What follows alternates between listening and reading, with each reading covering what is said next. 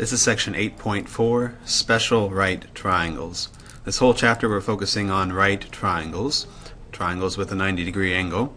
In this section we're looking at two special kinds of them. First we're going to look at isosceles right triangles, triangles in which there is exactly two pairs of sides congruent to each other. There can't be an equilateral right triangle because equilateral triangles are equiangular and therefore have 60-degree angles. They can't have a 90-degree angle. But we can have isosceles right triangles. And an isosceles right triangle is also called, and probably more often called, named by its angles, and called a 45, 45, 90 triangle. Because the angles of an isosceles right triangle are always 45 degrees, and 90 degrees. Why are two of them 45 degrees? Because if it's isosceles, there are two congruent sides, which means there are two congruent angles. And they have to add up to 90 because the other angle is 90, and together all three of them add up to 180. So those are the angles of an isosceles triangle, and so that's usually the way that we name an isosceles triangle, is as a 45, 45, 90 triangle. That's our first kind of special triangle, special right triangle. And what we're interested in exploring is what we can determine about the sides of those triangles. The angles are always the same, 45, 45, 90. What can we determine about the sides? We can figure that out using something that is useful on any right triangle, the Pythagorean theorem.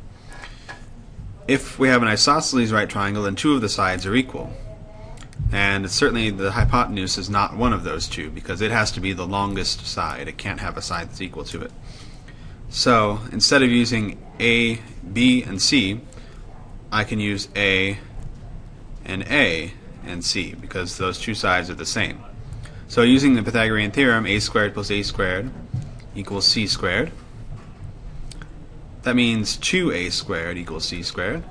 A squared plus a squared is 2a squared. Let's solve this for c by taking the square root of both sides. I'm going to take the square root of 2a squared, set it equal to the square root of c squared. Square root of c squared is just c. The squared and the square root cancel each other. On the left-hand side, we'll have the square root of 2, which I can't simplify because 2 is a prime number. But then the square root of a squared is just a. So the square root of 2 times a equals c. And that is our first theorem. In a 45, 45, 90 triangle, the hypotenuse, c, is square root of 2 times as long as a leg, a. The hypotenuse is the square root of 2 times the leg.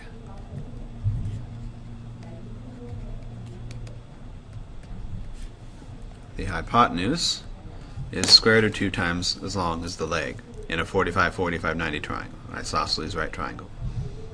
In other words, the ratio of the sides of a 45, 45, 90 triangle is 1 to 1 to radical 2, where the 1 and the 1 refer to the two congruent legs, the radical 2 refers to the hypotenuse. So that means if I know the legs, I can find the hypotenuse by multiplying by the square root of 2. If I know the hypotenuse, I can find the legs by dividing the hypotenuse by the square root of 2. For example, let's find the value of x in each of these pictures. Starting on the left, the orange triangle. X is the hypotenuse because it's opposite the right angle. If one leg is 12, the other leg has to be 12 because it's an isosceles right triangle, and I know it's isosceles because the two angles are 45 and 45. So that means I can find x because x is going to be square root of 2 times the leg, because square root of 2a equals c. Okay? Well, a is 12, so c is going to be 12 times the square root of 2, or instead of c, let's call it x here, because that's what it is. Okay, so x equals 12 times the square root of 2. The hypotenuse is the leg times the square root of 2. And that's it. X is going to have to be 12 radical 2, which is a number, an infinitely long non-repeating decimal. So don't let the square root freak you out. In the right-hand triangle, the purple one, this time I know the hypotenuse is 8. I need to find the leg. So I'm going to use the same sort of formula that radical 2 times x is going to equal 8. The leg times radical 2 equals the hypotenuse. So x is going to be 8 over radical 2 if I divide both sides by radical 2. But that does not look pretty at all. And we always want our answers to look pretty. We need it to be a simplified square root. We cannot have a radical in the denominator of a fraction. Remember that. So how do we get rid of it? We multiply by radical 2 over radical 2. That means x equals 8 radical 2 over radical 4, which is 2. So x equals 4 radical 2 if I simplify the 2 into the 8 4 times. So x equals 4 radical 2. I just needed to make sure I simplified my radical all the way. Okay, so that's our first type of special right triangle, the 45, 45, 90 triangles. Let's take a look at the second type.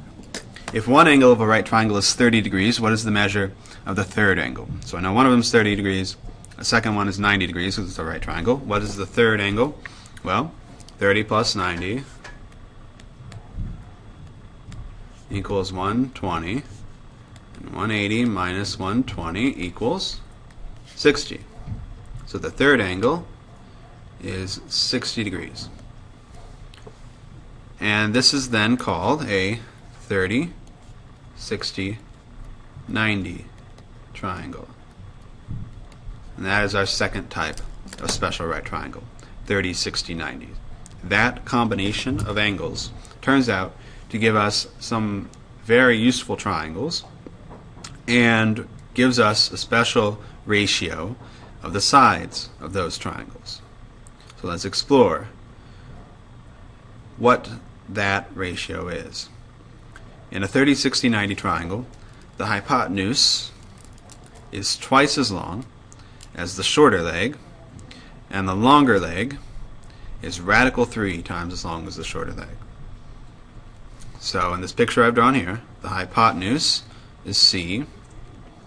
That is twice as long as the shorter leg, which is going to be A, and the longer leg, B, is radical 3 times as long as the shorter leg, A. Now how do I know? Let me fill that in as 60 degrees now. How do I know that A is the shorter leg and B is the longer leg? Well, I've drawn it so that A is opposite the 30-degree angle. B is opposite the 60-degree angle. We know from last semester that bigger angle means bigger side. Smaller angle means smaller opposite side. So 30 degrees is smaller than 60 degrees. So the side opposite 30 degrees has to be smaller than the side opposite 60 degrees. So the shorter leg, when I say shorter leg, I mean the leg opposite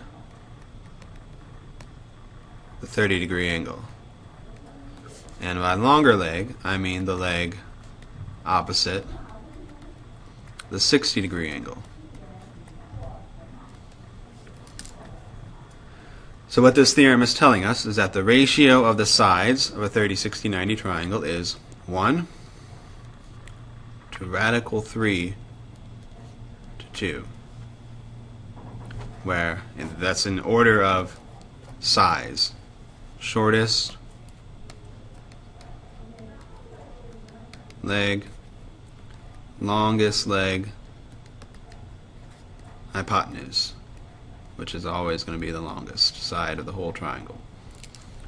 So 1 to radical 3 to 2. So the shortest leg, double it and you get the hypotenuse. Take the shortest leg and multiply by radical 3, you get the longer leg. That'll make more sense with these examples. Find the values of x and y. Actually, let's backtrack a bit and think about why this is true. This is true because this is really half of a equilateral triangle. If I doubled my triangle, it would become an equilateral triangle, where I've got 60 degrees on the left, 60 degrees on the right, and another 30 up there, but 30 and 30 makes 60. So it's an equiangular triangle, which makes it equilateral. So if that's A, and that's C. So if it's equilateral, then A is going to be half of C. That's why C is double A. And then I can figure out B using the Pythagorean theorem. So we'll look at that in class, but I just wanted to give you an overview of that. So here are the examples. Find the values of x and y. I know in this case the angle, I know the side opposite the 30-degree angle, because if that angle is 60, then this angle down here is 30. The side opposite the 30-degree angle is 6. So I know the shortest leg.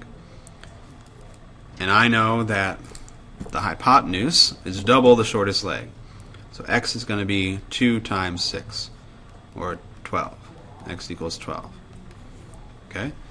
And I know the longest leg, the leg opposite the 60-degree angle, is radical 3 times 6. So y has to be radical 3 times 6. Or the better way to write that would be 6 radical 3. And that's it. Take the shortest leg, the one opposite the 30-degree angle, double it to get the hypotenuse, and multiply by radical 3 to get the side opposite the 60-degree angle. So on the right, this time, I know the longest leg, and I don't know the side opposite the 30-degree angle, and I don't know the hypotenuse.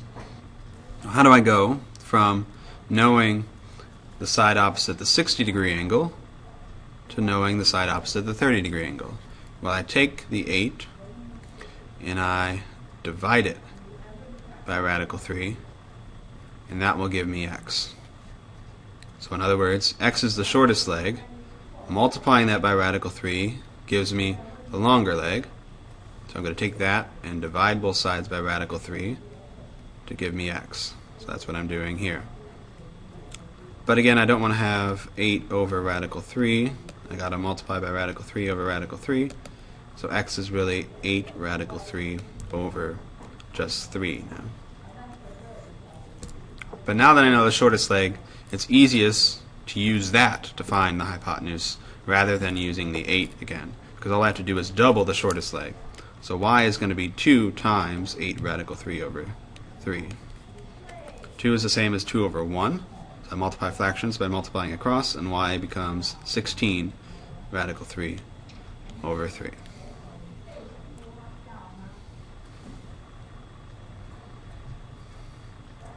Use those examples I just did to help you with the immediate practice problems. Find the values of x and y. Number 1 is a 45, 45, 90 triangle. Find the value of x. And number 2 is a 30, 60, 90 triangle. Find the values of x and y. Make sure you draw the pictures and show your work. And that is the end of section 8.4.